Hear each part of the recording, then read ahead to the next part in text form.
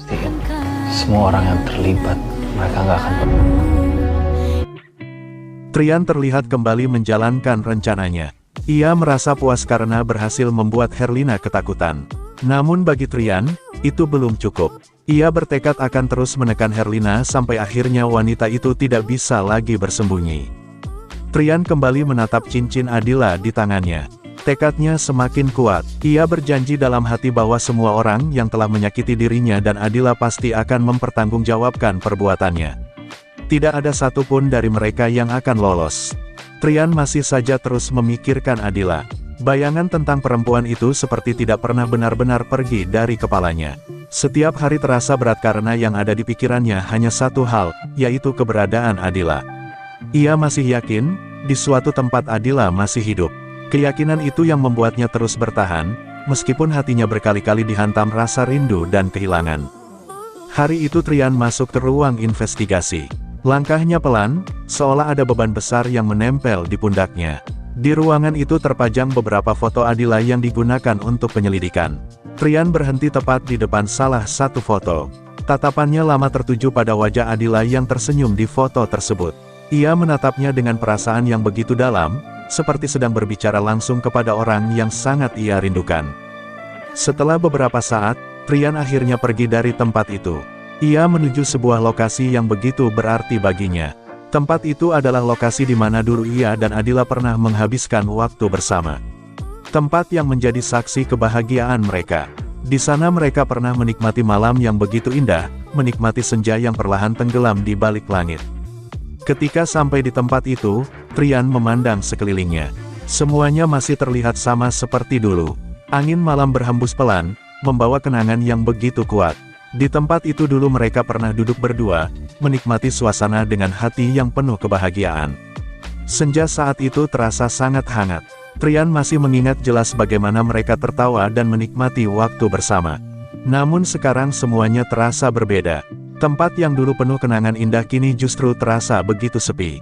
Tidak ada Adila di sana. Tidak ada sosok yang selama ini selalu ada di sampingnya. Perasaan Trian akhirnya benar-benar runtuh.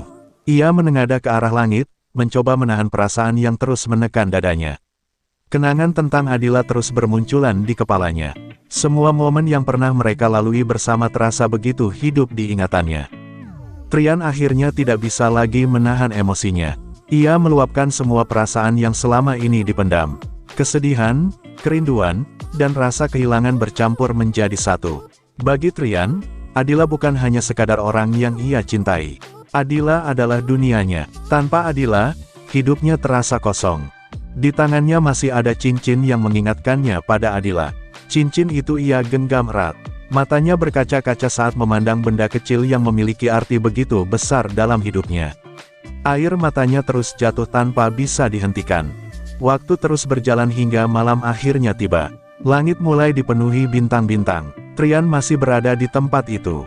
Ia duduk sendirian sambil menatap langit yang luas. Dalam hatinya, ia membuat sebuah janji. Ia tidak akan tinggal diam. Semua orang yang telah melakukan kejahatan terhadap dirinya dan Adila pasti akan mendapatkan balasannya. Trian kemudian berbaring di tempat itu. Tatapannya masih tertuju ke langit malam. Ia membayangkan sesuatu yang sederhana namun begitu ia harapkan. Ia berharap Adila juga sedang menatap langit yang sama di tempat lain. Dalam bayangannya, seolah-olah Adila berada di sampingnya. Ia membayangkan mereka berdua kembali berbaring bersama seperti dulu, memandangi langit malam tanpa beban apapun. Namun ketika ia menoleh ke samping, yang ada hanya ruang kosong. Semua itu hanyalah bayangan dari kerinduan yang begitu besar. Sementara itu di tempat lain, Cahyadi sedang menghadapi masalah yang tidak kalah rumit. Ia terlihat sangat pusing dengan situasi yang sedang terjadi. Nathan datang membawa laporan penting. Ia mengatakan bahwa penyamarannya sebagai pengawas sudah diketahui oleh Trian. Bahkan ia juga mendapatkan luka karena kejadian tersebut. Cahyadi langsung memahami situasinya. Ia akhirnya memutuskan bahwa Nathan tidak perlu lagi masuk kerja seperti biasa. Namun bukan berarti Nathan dilepas begitu saja. Ia tetap diminta untuk mengawasi perkembangan situasi dari jauh.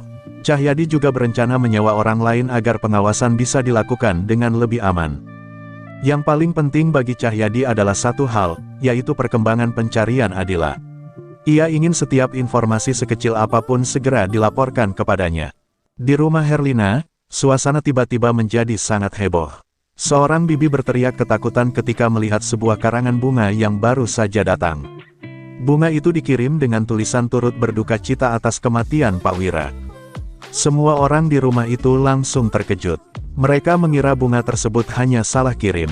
Namun berbeda dengan Herlina, wajahnya langsung pucat. Ia terlihat sangat panik. Hanya dia yang memahami arti sebenarnya dari kiriman tersebut.